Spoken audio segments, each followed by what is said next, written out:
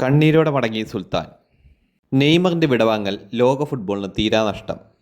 ഒരു കാലത്ത് പന്ത് കാലിൽ കെട്ടിയാൽ ലോകത്തെ ഏത് ഡിഫൻഡറെയും നൃത്തം ചെയ്യിപ്പിക്കുന്ന മനുഷ്യൻ.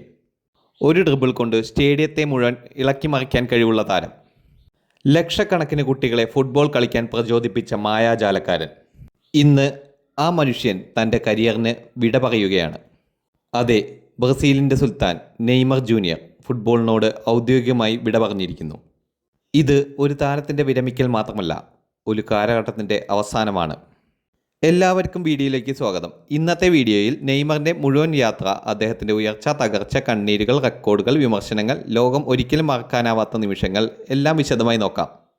1992 ഫെബ്രുവരി 5 ബ്രസീലിലെ മൊജിഡാസ് ക്രൂസോയിലാണ് നെയ്മർ ജനിച്ചത്. വളരെ ചെറിയ പ്രായത്തിൽ തന്നെ പന്തുമായി അത്ഭുതങ്ങൾ കാണിച്ചിരിക്കുന്ന നെയ്മർ കണ്ടവർ എല്ലാവരും പറഞ്ഞത് ഒരു കാര്യമുണ്ടായിരുന്നു: ഇവൻ അടുത്ത പെലെയാകും.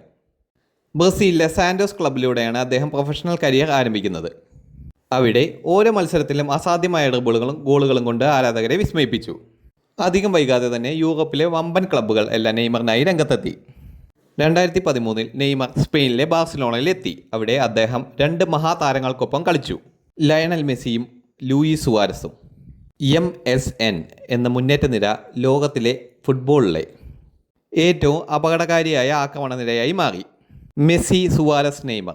ഈ MSN ത്രയം 2015 ബാർസിലോണയിൽ ട്രിബിൾ നേടി. അന്ന് നെയ്മർ ചാമ്പ്യൻസ് ലീഗ് ഫൈനലിലും ഗോൾ നേടി. പലരും കരുതിയത് ഇനി ബാലൻ ഡി ഓർ നേടാൻ പോകുന്ന താരം നെയ്മറാണ് എന്നാണ്.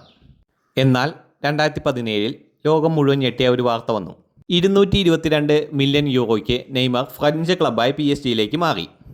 ഇന്നും ഫുട്ബോൾ ചരിത്രത്തിലെ ഏറ്റവും വലിയ ട്രാൻസ്ഫർ തുകയാണ് ഇത്. എന്നാൽ ഈ മാറ്റം അദ്ദേഹത്തിൻ്റെ കരിയറിലെ ഏറ്റവും വലിയ ചർച്ചയായി മാറി. മെസ്സിയുടെ നിഴലിൽ നിന്ന് പുറത്തു കടക്കാനായിരുന്നു ഈ തീരുമാനം. പക്ഷേ വിധി മറ്റൊന്നായിരുന്നു.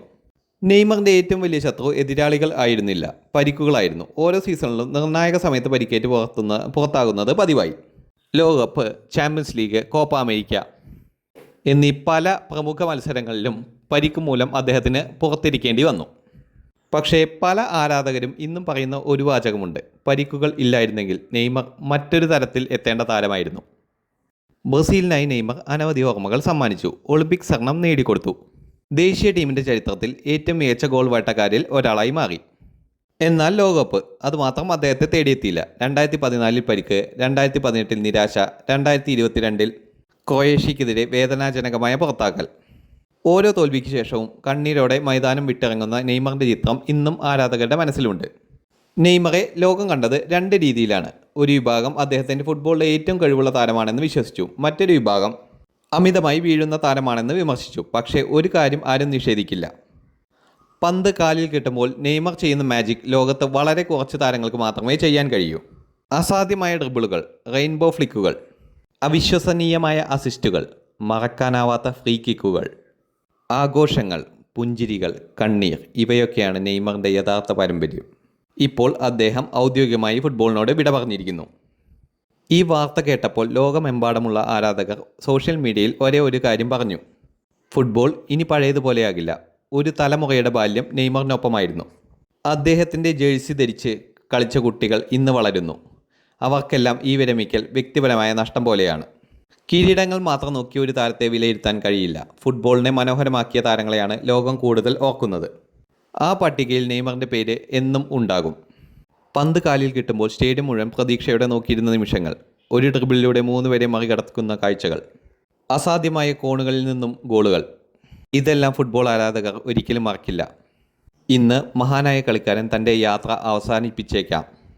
പക്ഷേ അദ്ദേഹത്തിൻ്റെ മാജിക് അവസാനിക്കില്ല. യൂട്യൂബിലെ ഹൈലൈറ്റുകളിലും ഫുട്ബോൾ ചരിത്രത്തിലും ആരാധകരുടെ മനസ്സിലും നെയ്മർ എന്ന പേര് എന്നും അവശേഷിക്കും. നന്ദി നെയ്മർ, ഞങ്ങളെ ചിരിപ്പിച്ചതിനും വിസ്മയിപ്പിച്ചതിനും ചിലപ്പോൾ കരയിപ്പിച്ചതിനും. Goodbye legends, goodbye സുൽത്താൻ.